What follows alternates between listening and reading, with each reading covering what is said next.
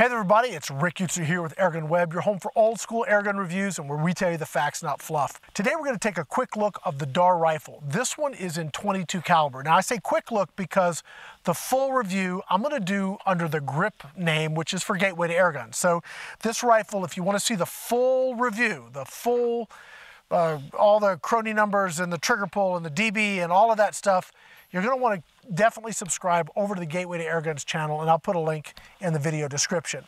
So today, what are we doing? Well, I'm just going to give you a brief overview because I've been shooting this today for a few hours.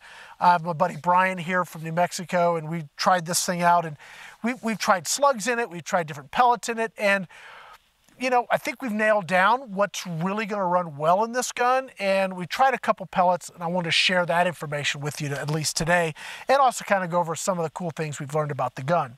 First of all, $300 gun, guys. I mean, we're talking $300, regulated, 30 foot-pounds, just plus or minus depending on your pellet. Comes with a very nice 10-shot magazine. It's all metal, which I think is pretty cool.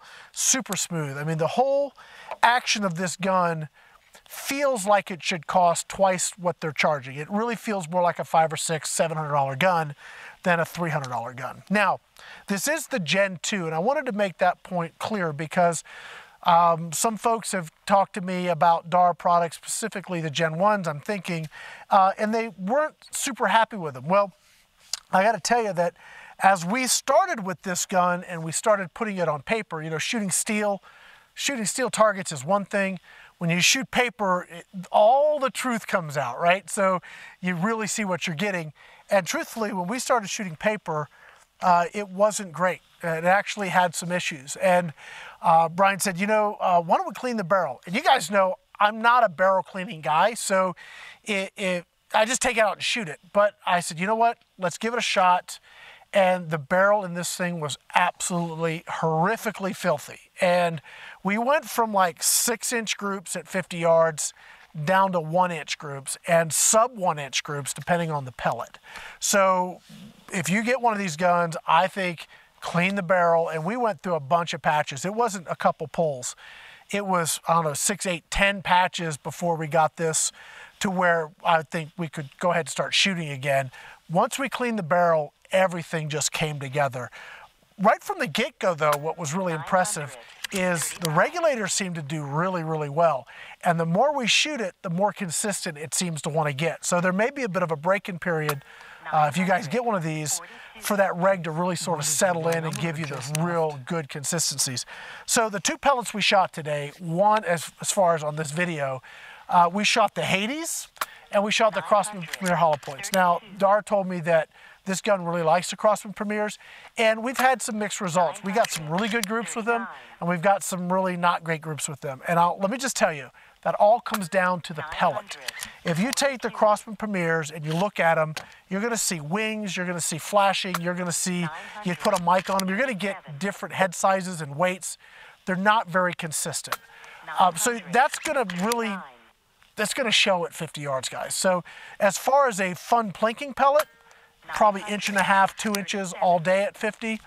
But if you want to get more precise and say you're going to use this as a small game hunting rifle, or you want to go hunt collar dove or something like that, you've got a really small target, you probably want to look at something different. Now, the other pellet we found today that really performed consistently awesome, that was the JSB Hades. And, you know, I'm thinking about this as being a really nice, affordable, really good small game hunting rifle.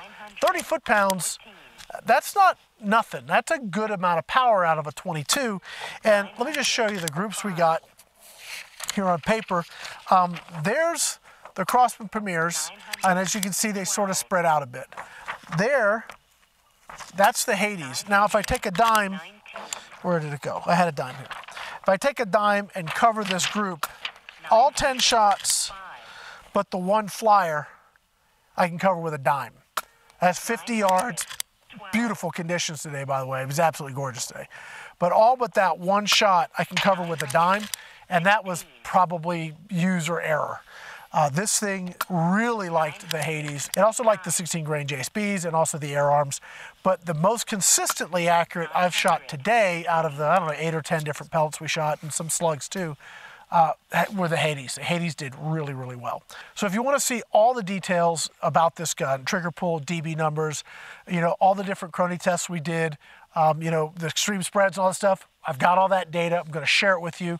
But it's going to be over on the Grip Review channel. So definitely check out its Gateway to Airguns. Look it up on YouTube, and I'll put a link in the bottom. But we're going to have a full grip review on this gun. But I wanted to kind of tease you guys a little bit because getting out here, cleaning the barrel, I really think this gun hits way above its weight class. It did a very, very good job. So guys, I want to say thank you for watching. If you like this video, be sure to like and subscribe, hit the notification bell so you get notified when I do more videos. And I want to say thank you to Brian for driving all the way out here. And we've been shooting some cool guns today, guys. It's something, he brought an AEA, just so you guys know. I know you guys have been wanting me to look at that. He brought one of those out. So I'll be getting to that in yet another video. But for now, that's going to be it. My name's Rick Hutzer here with AirgunWeb, your home for old school airgun reviews and where we tell you the facts, not fluff. Thanks for watching.